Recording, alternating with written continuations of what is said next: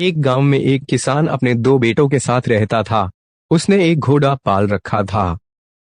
एक दिन अचानक उसका घोड़ा मर गया। इससे किसान को बहुत दुख पहुंचा। वो दुखी होकर कुएं की तरफ गया और वहां बैठ गया और रोने लगा। तभी अचानक उस कुएं से एक परी निकली और बोली, मैं तुम्हारे घोड़े को जिंदा कर सकती हूँ, पर इसके लिए तुम्हें मुझे 10 बार चोदना होगा।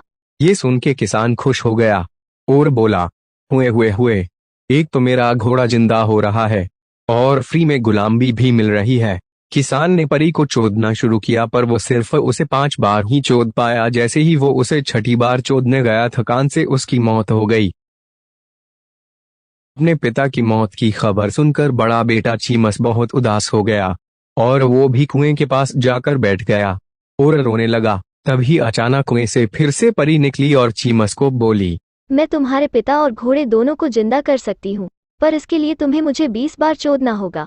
चीमस भी ये सुन के खुश हो गया और परी को चोदने लगा, लेकिन वो भी परी को बस 15 बार ही चोद पाया और उसकी भी थकान से मौत हो गई।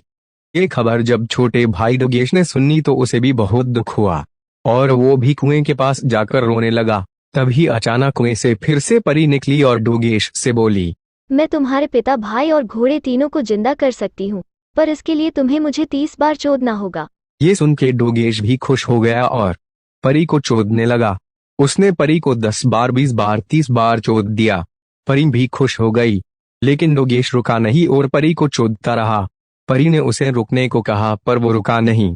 ऐसा करते करते उसने परी को 50 बार चोद दिया, जिससे परी मर गई और परी के वादे के मुताबिक डोगेश का बाप, भाई और घोड़ा जिंदा हो गए। फिर डोगेश के बाप ने उससे पूछा कि तुमने ये कैसे किया? डोगेश मुस्कुराते हुए बोला, जब घोड़ा मर सकता है तो परी क्या चीज है।